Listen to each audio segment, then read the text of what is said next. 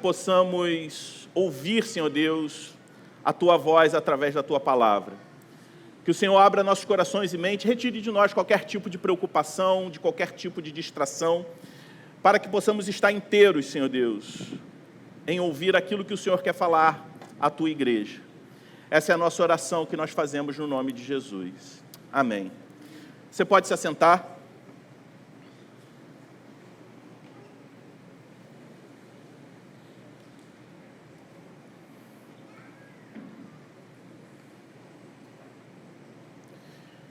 Dando continuidade à nossa série de mensagens no livro de Gálatas, eu convido você a abrir a sua Bíblia na carta do apóstolo Paulo aos Gálatas, no capítulo 4. Nós vamos ler do versículo 1 ao versículo 7. A palavra de Deus diz assim, se você está com a sua Bíblia aí, se alguém do seu lado não tiver, você pode compartilhar. O texto também vai ser projetado na versão que nós lemos, a Nova Almeida atualizada. A palavra de Deus diz assim: digo, porém, o seguinte: durante um tempo em que o herdeiro é menor de idade, em nada difere de um escravo, mesmo sendo senhor de tudo, mas está sob tutores e curadores até o tempo predeterminado pelo pai. Assim também nós, quando éramos menores, estávamos escravizados aos rudimentos do mundo. Mas quando chegou a plenitude do tempo, Deus enviou seu Filho, nascido de mulher, nascido sob a lei, para resgatar os que estavam sob a lei, a fim de que recebêssemos a adoção de filhos. E porque vocês são filhos de Deus, Deus enviou o Espírito de seu Filho ao nosso coração, e esse Espírito clama: Abba, Pai. Assim, você já não é mais escravo, porém filho, e sendo filho, também é herdeiro por Deus. Essa é a palavra de Deus para nós. Pensando sobre adoção, imagine uma criança que cresce em um orfanato, que vive preso em um abrigo, na esperança de um dia ser adotado por uma família. Uma criança que passa sua vida sob a tutela do Estado numa instituição para menores, vivendo ali numa condição de órfã, onde ela precisa, de fato, seguir leis daquele estabelecimento, para o bom convívio daqueles menores, para que ela não sofra até mesmo algum tipo de restrição, onde a sua conduta, por vezes, vai, de alguma forma, determinar o bom andamento da sua estada ali naquela instituição. E no coração dessa criança, certamente paira o desejo de conquistar a liberdade. Eu não sei quantos de vocês já tiveram o privilégio, a oportunidade de visitar um abrigo para menores, um orfanato. Alguns anos atrás, juntamente com a igreja que eu pastoreava na época, eu e a Edna, a gente, uma vez por mês, a gente dedicava um sábado em uma instituição para menores órfãos, que eram retirados de suas famílias, em alguns casos, alguns abandonados, alguns que viviam em situação de rua. E eu lembro que eles não podiam sair do orfanato. E a gente tentava ali negociar com a prefeitura, que era responsável pelo orfanato, a assistente social, algumas saídas acompanhadas para levar aquelas crianças no shopping, para ir no cinema, ir no McDonald's, alguma coisa assim. Por quê? Elas viviam numa condição, sob a tutela do Estado, em que não havia essa liberdade. Existia uma quantidade, uma lista de regras, de leis, que impediam que essas crianças desfrutassem de uma liberdade, mesmo que controlada, como, de fato, os nossos filhos menores de idade têm, mas que eles podem usufruir. Certamente, no coração de todas aquelas crianças, a esperança era conquistar a liberdade a partir de uma adoção. Não mais viver em um orfanato, mas ter uma casa, ter uma família. Imagine que uma criança, no dia em que ela é adotada, ela não ganha apenas uma família, ela não apenas muda de CEP, sai de um orfanato e passa a viver numa casa, mas ela também vislumbra na adoção a promessa de uma vida cheia de amor, de segurança, de pertencimento, onde os seus tutores não são mais simplesmente empregados, que por vezes podem dar algum tipo de carinho, amor, afeto para aquelas crianças, mas não é uma relação de pai e filho.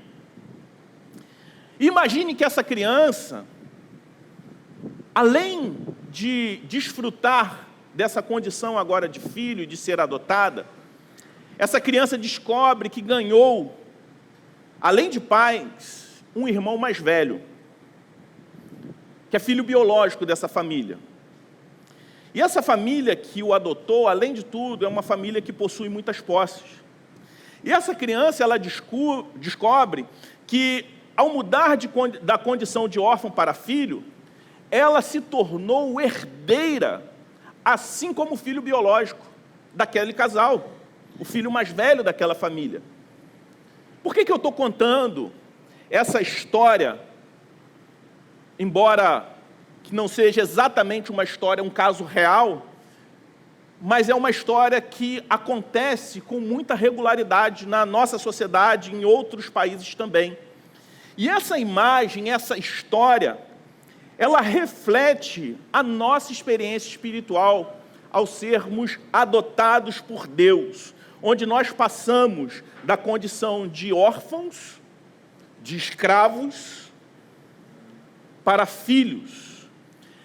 E uma vez que nós nos tornamos filhos, nós passamos a ter acesso à herança com Cristo. Nos tornamos co-herdeiros com Cristo. Após essa ilustração inicial, eu queria entrar diretamente no texto que nós lemos de Gálatas 4, de 1 a 7, onde o apóstolo Paulo usa a metáfora de uma criança. E ele fala aqui da condição da época de uma criança que era herdeira, mas ainda não podia desfrutar da sua herança, uma vez que era menor de idade. No contexto antigo, uma criança, apesar de ser a legítima herdeira de tudo que o seu pai possui, a sua herança era operada por tutores, de administradores, até uma determinada idade definida pelo seu pai.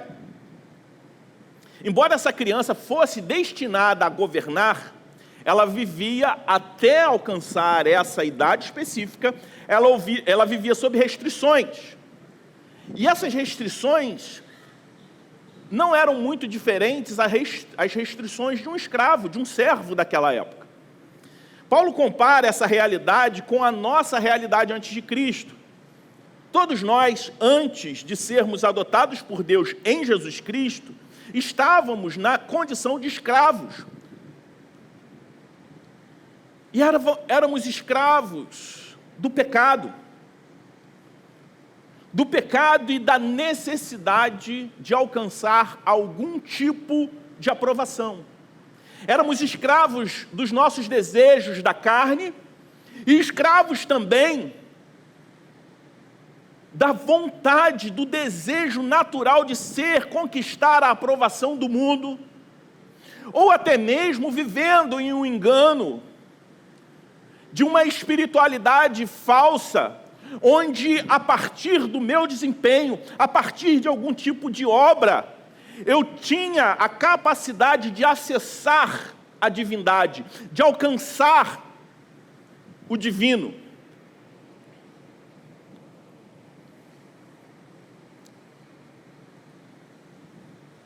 E essa escravidão, ela está relacionada ao pecado, mas também a toda tentativa de alcançar a aceitação diante de Deus ou de algum outro Deus, entre aspas. A nossa tentativa de alcançar a aceitação dos homens, que nos leva a pecar no temor a homens, porque a gente vive em função de ser aceito por um determinado grupo de pessoas, por um determinado esfera da sociedade.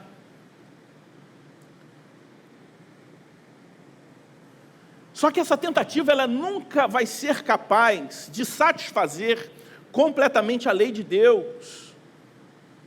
O meu esforço pessoal nunca é capaz de me tornar completamente puro aos olhos de Deus.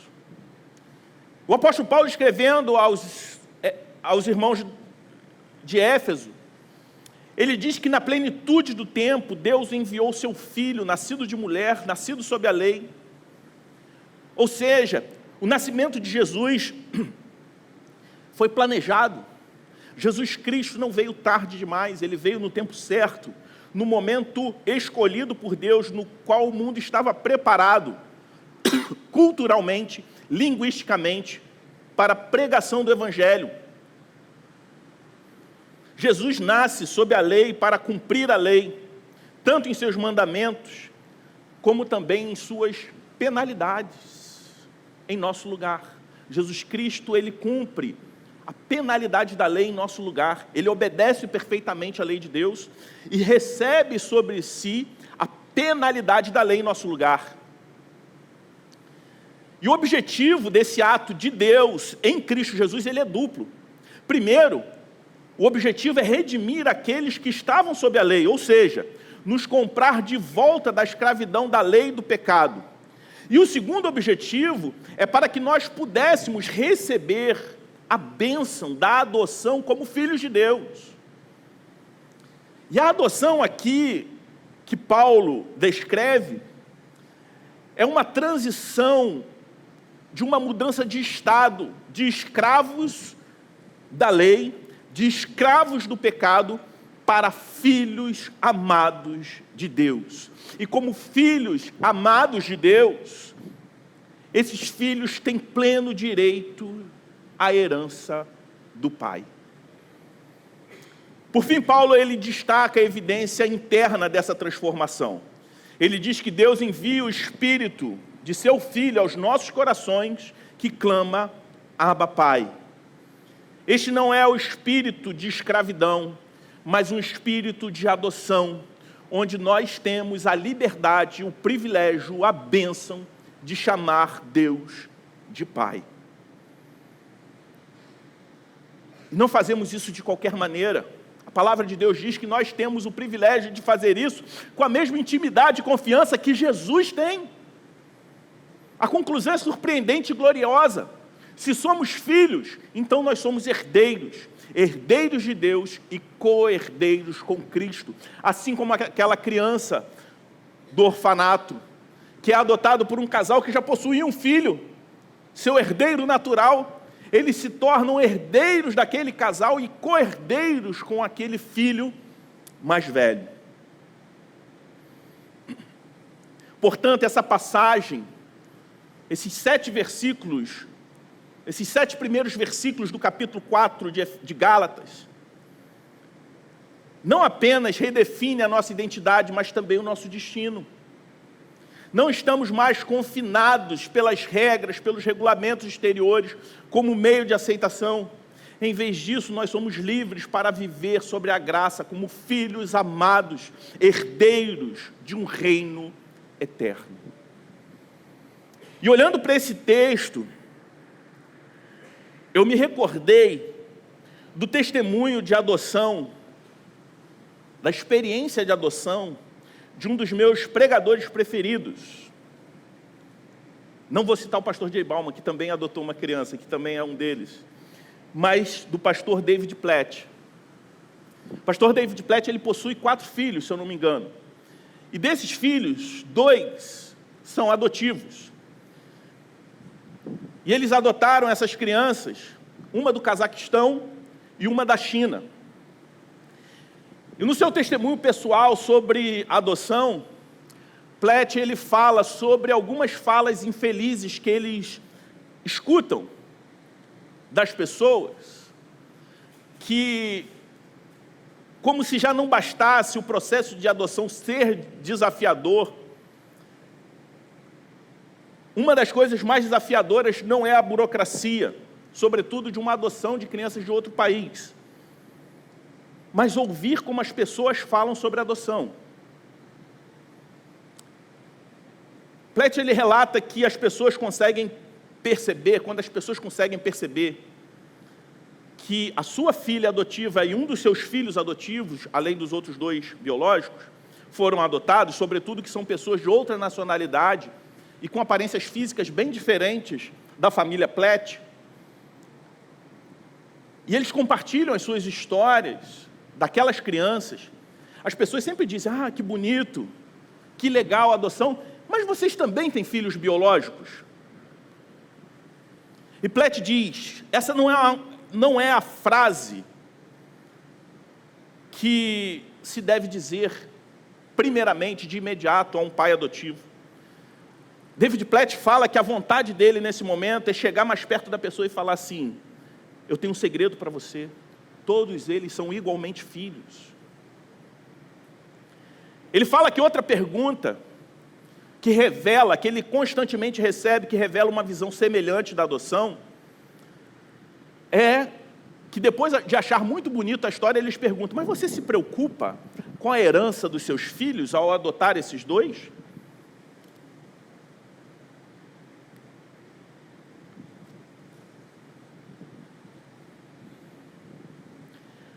E ele fala que os meus filhos adotivos são tão família Platt quanto os 2 biológicos, e não são parcialmente Platt, mas totalmente Platt, com toda a herança que um Platt tem. Eles são parte daquela família da mesma forma que os 2 outros filhos biológicos são. E o terceiro comentário que David Platt relata é o seguinte, as pessoas acham bonito e depois falam assim para ele, eu simplesmente não sei se posso amar uma criança adotada como uma criança biológica.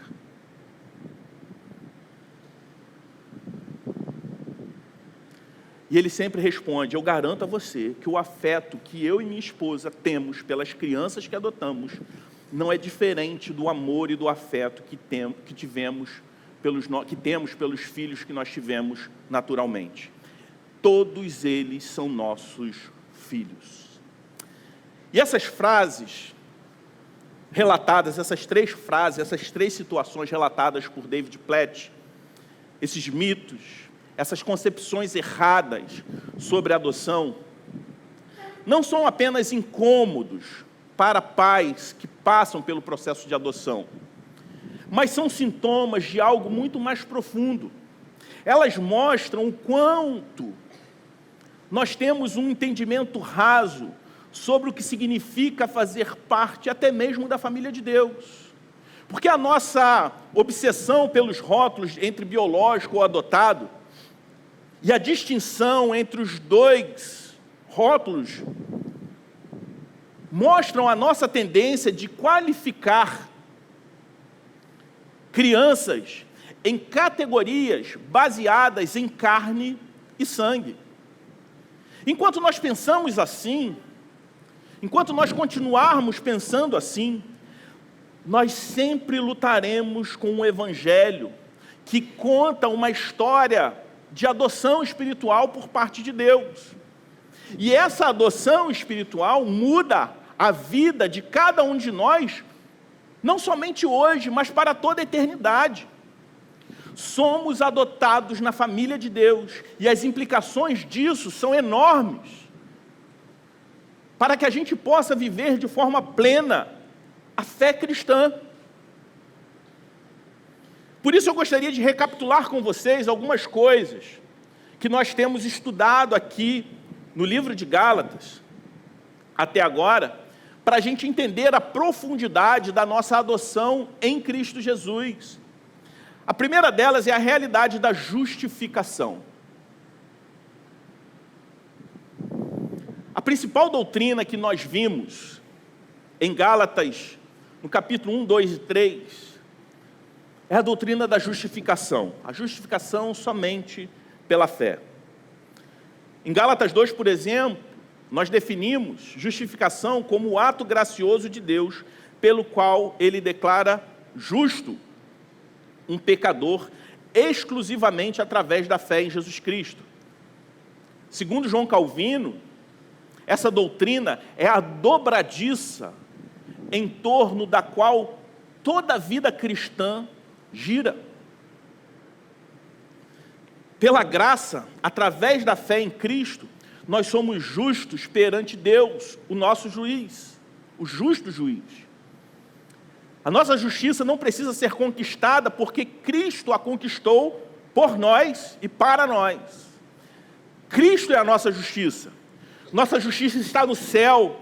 E a nossa posição perante Deus não é baseada na justiça que podemos construir através dos nossos próprios esforços todos os dias, mas exclusivamente na justiça daquele que está à direita de Deus. Devemos enfatizar a importância da doutrina da justificação sempre, pois todo seguidor de Jesus Cristo precisa de uma compreensão sólida dessa doutrina bíblica. Só que a justificação não é o fim do Evangelho.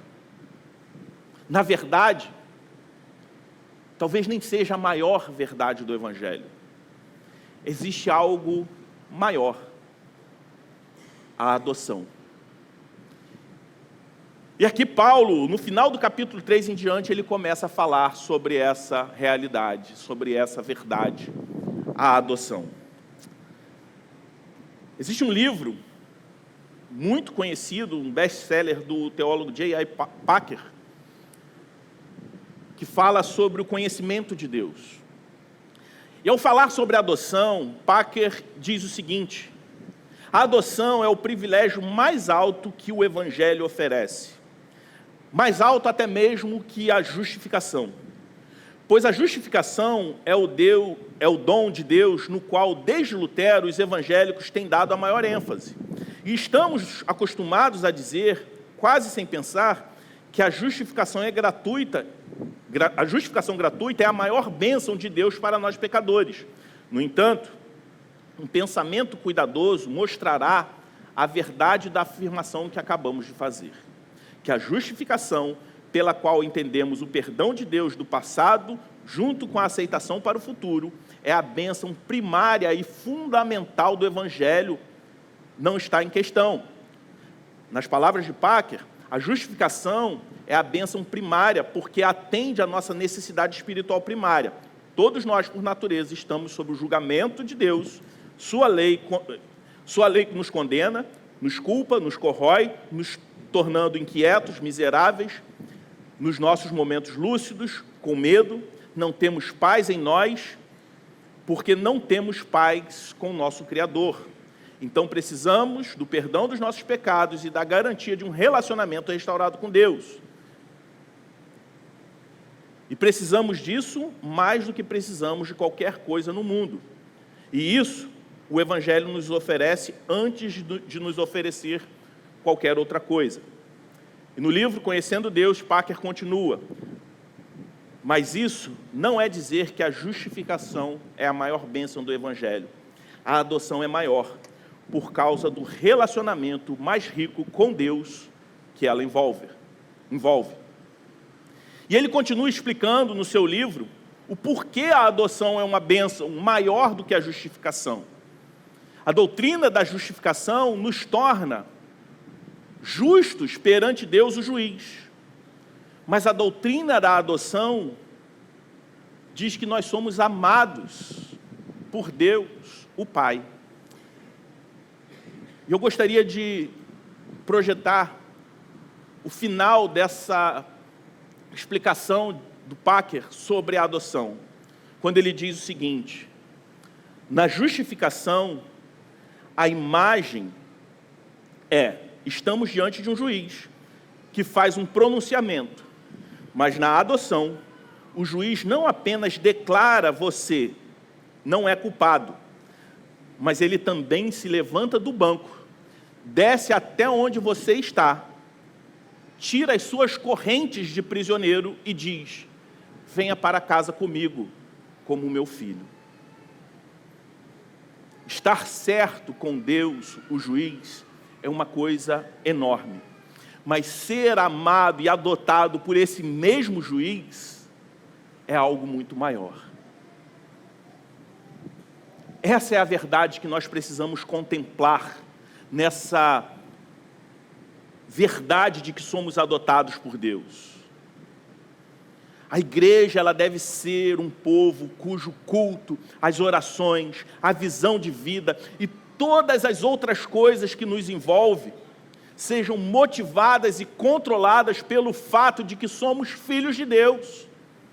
Tudo que fazemos na igreja, em casa, na família e na sociedade, deve ser orientada e controlada pelo fato de que somos agora não mais escravos das nossas vontades do mundo, mas somos filhos amados de Deus. E saiba de uma coisa, ninguém é adotado por acidente. Todos que são adotados propositalmente, voluntariamente pelos seus pais. Assim como nós também não fomos adotados acidentalmente por Deus. Assim ocorre com a nossa adoção por Deus. Jesus veio com um propósito. Deus enviou o seu Filho para redimir os que estavam sob a lei, para que pudéssemos receber a adoção como filhos, como está escrito no versículo 5. O Pai determinou, o Pai se determinou a nos redimir. Assim como um pai toma a iniciativa de buscar uma criança, a adotá-la, foi da vontade de Deus, foi do prazer e da vontade de Deus, antes da criação do mundo, colocar as suas afeições em nós. Mas há uma grande diferença entre uma história contemporânea de adoção terrena e a história bíblica de adoção espiritual de Deus por nós. Porque, por vezes, a adoção terrena, ela é glamorizada. Quando a gente pensa em adoção, a gente já pensa naquele orfanato cheio de crianças fofinhas, que de fato são preciosas, inocentes, que estão aí, Brasil afora, precisando de uma família para adotar, precisando de pais para as adotarem. Mas quando a gente olha, não somente em Gálatas, mas lá em Efésios, no capítulo 2, nós vemos que as pessoas que são adotadas por Deus eram aquelas que eram objetos da sua ira, que seguiam o governo deste mundo, seguiam a Satanás, satisfazendo os desejos da sua natureza pecaminosa, como está escrito em Efésios 2, versículo 1 a 3. Aí eu me recordo da história de um outro pastor que eu admiro muito, chamado Russell Moore, pastor norte-americano, que também é um pai adotivo, e ele faz a seguinte analogia em seu livro sobre adoção, a respeito da imagem contemporânea de adoção. Quando ele diz o seguinte: imagine por um momento que você está adotando uma criança. Enquanto você se encontra com assistente social, e na última etapa do processo, você é informado que essa criança, esse menino de 12 anos, está em terapia desde os 3 anos de idade. E essa criança, ela tem o estranho hábito de queimar as coisas dentro de casa. Além de queimar as coisas em casa, ela também maltrata animais. E a assistente social não para por ali. E ela fala que aquela criança, aquele adolescente de 12 anos também tem comportamentos sexuais. Embora ela não esclareça exatamente o que aquele adolescente, no início da sua adolescente, significa em relação a isso. E ela vai além e diz: olha, o histórico familiar dessa criança de 12 anos também não é muito bom. O pai biológico, o avô, o bisavô, o trisavô, todos eles tinham históricos de violência, variando de abuso conjugal a assassinato em série. E alguns deles acabaram com a própria vida. Pensa por um minuto. Você gostaria desse menino? Se você o adotasse, você não ficaria nervoso enquanto ele brinca com seus outros filhos? Você o observaria quando ele passa pela cozinha e tem uma faca em cima da bancada? Você sairia da sala de TV enquanto a sua filha está assistindo TV com a luz apagada? E esse menino também está lá? Russell Moore, ao trazer essa ilustração, ele identifica esse potencialmente problemático menino de 12 anos como eu e você. Porque é isso que o Evangelho diz sobre a nossa condição sem Cristo.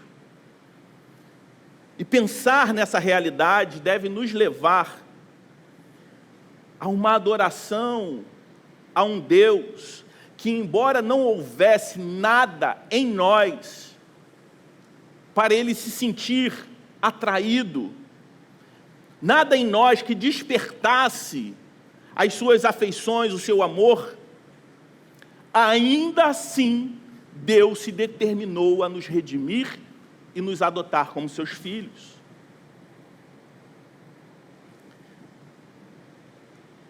E observe, eu não quero que isso soe como um exagero da nossa maldade, da nossa pecaminosidade. Olha para a cruz. Olhe para a imagem da ira de Deus contra o pecado depositado em Cristo Jesus, que não merecia estar lá. A imagem dessa criança potencialmente problemática não é uma ofensa menor pela qual Jesus morreu. Deus enviou o seu Espírito para que o nosso status seja mudado. Não mais órfãos, mas agora filhos. E a graça de Deus não muda somente o nosso status, como nos dá também a oportunidade, o privilégio de experimentarmos os privilégios da filiação. E é interessante porque uma vez que você adota uma criança, essa criança ela assume uma nova posição na família. E há muito mais. Um filho adotivo, ele se torna filho baseado no status que o juiz declarou, assim como os decretos de Deus por nós, quando Ele nos declara justos. Só que a história daquela criança com aquela nova família não acaba ali naquele decreto de um juiz. Mas ela começa, a partir daquele decreto, uma nova vida baseada no relacionamento diário enquanto vivem a vida comum, a vida ordinária de uma família que realmente se ama. Se antes aquela criança precisava cumprir regras de uma instituição que o abrigava, agora o que determina a sua condição ali naquela casa é o amor intencional dos seus novos pais, dos seus novos irmãos. Diante desse amor, diante de um amor tão grande, um filho que ama esses pais, o que ele faz? Ele vive para honrar esses pais. Mesmo que às vezes esses filhos errem, eles são perdoados, são disciplinados e corrigidos de forma amorosa por esses pais, não como uma punição pela punição, mas para a correção, para o crescimento, para o desenvolvimento daquele menor que está em processo de construção. Assim também é a nossa relação com Deus. O nosso status com Deus foi resolvido no dia em que o justo juiz, o Senhor dos senhores, nos declarou justos através da nossa fé em Cristo Jesus. Mas há mais aqui do que simplesmente uma mudança de status, de escravos, de órfãos, para filhos. Nós não mudamos simplesmente de um orfanato. Frequentávamos lugares impróprios no mundo e agora frequentamos a igreja no domingo à noite. Ficávamos em casa assistindo televisão no domingo, agora estamos vindo para o culto. É muito mais do que isso. Nós recebemos uma nova vida, um novo relacionamento, um relacionamento real com o Deus vivo, no qual Ele se comunica com você e comigo. Um Deus que nos sustenta diariamente com o seu amor, com a sua força, com a sua provisão. Vir a Cristo muda não só a nossa agenda, o local para onde vamos no domingo à noite, não muda simplesmente o nosso status, mas deve mudar quem nós somos por completo. Você é um filho. Você de fato é um filho de Deus. Eu não estou perguntando se você vai à igreja no domingo, ao invés de ir para outro lugar ou ficar em casa vendo TV. Você lê a Bíblia e educa os seus filhos de uma certa maneira? Ok, mas eu não estou perguntando somente sobre isso.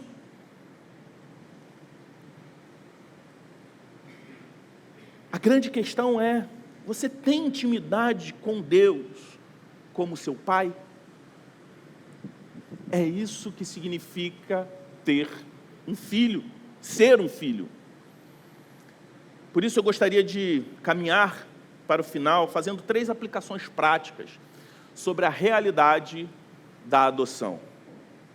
A primeira delas é que uma vez que somos adotados, temos um pai eterno. Algumas pessoas nunca tiveram realmente um pai em suas vidas. Essa é uma realidade que infelizmente enfrentamos no mundo caído, no mundo quebrado pelo pecado. Outros tiveram um pai que em nada pode ser uma referência. Talvez a sua experiência até aqui com paternidade seja desastrosa. Talvez você nem saiba o nome do seu pai. Mas para outros, tiveram ótimos pais. Pais tementes a Deus, pais que amam e que, a partir de uma paternidade submissa a Deus, apontam de alguma forma para o Pai Celestial. Mas até mesmo o melhor pai terreno é uma imagem incompleta, inadequada de Deus como nosso Pai e da nossa adoção espiritual. Por exemplo, alguns dizem que crianças que foram adotadas têm mais dificuldade com a sua identidade em uma família. Todo pai e mãe que de fato ama seus filhos, ele quer ser um bom pai, ele quer ser uma boa mãe para os seus filhos, para que eles saibam todos os dias que eles estão totalmente integrados a essa família, e que eles estão ali, que os pais estão ali para serem de fato pais e mães que estão do lado, que amam, que dão suporte aos seus filhos. Todos nós que somos pais, que somos mães, que amamos os nossos filhos, queremos que eles se sintam seguros no amor que nós dedicamos a eles. Só que em uma escala muito maior, Deus faz isso conosco na adoção. Ele nos assegura, Ele nos garante, não naquilo que a gente faz, não no nosso amor por Ele, mas no amor dEle por nós. Mesmo quando caímos, Ele continua sendo nosso Pai.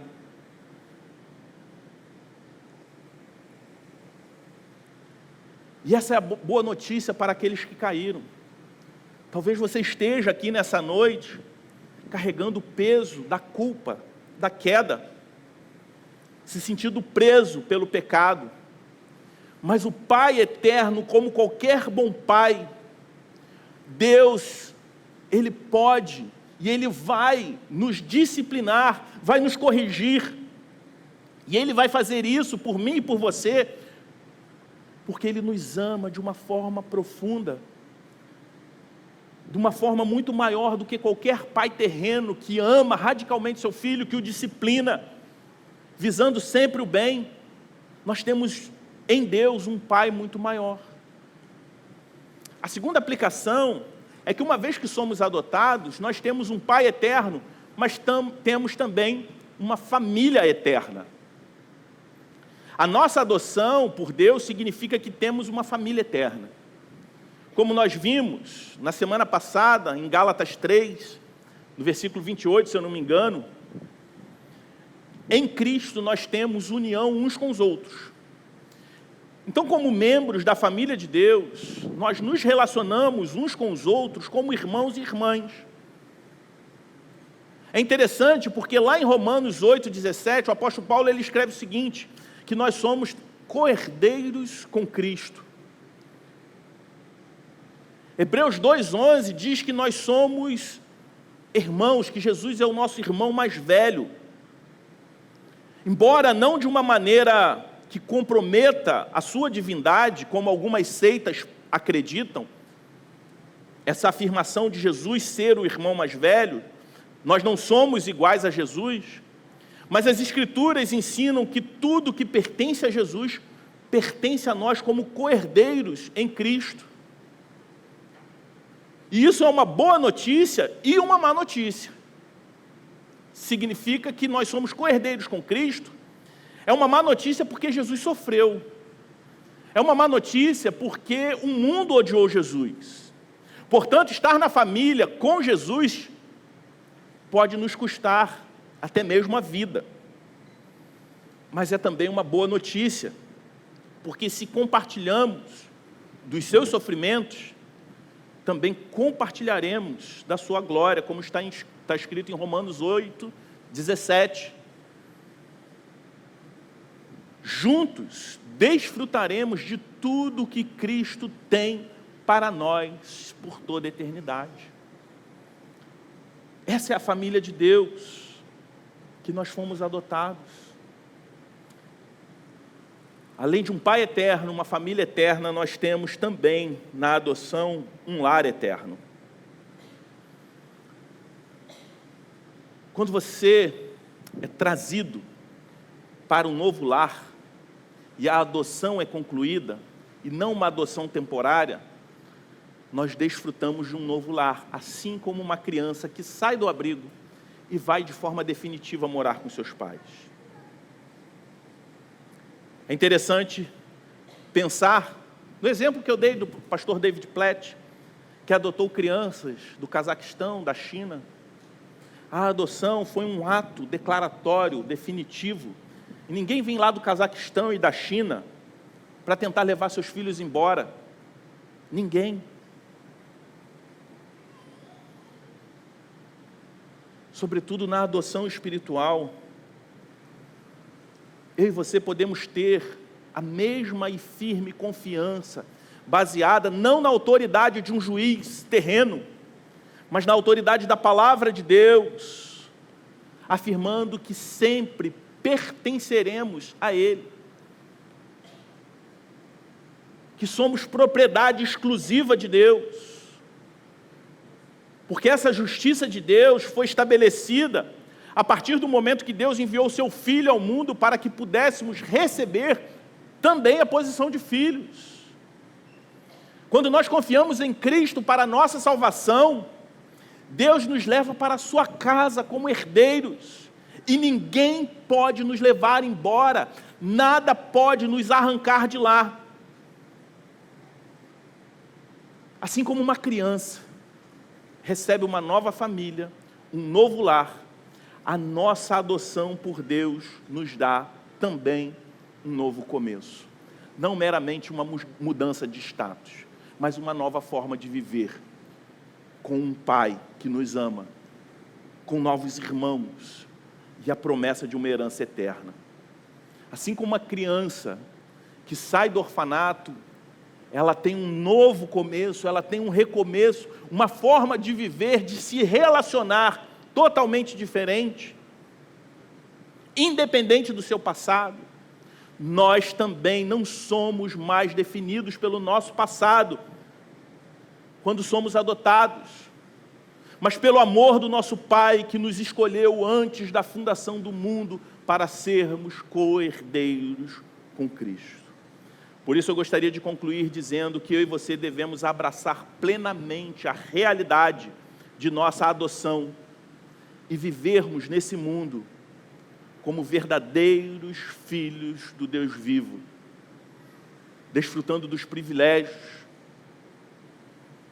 mas também cumprindo as responsabilidades que essa nova filiação implica a nós.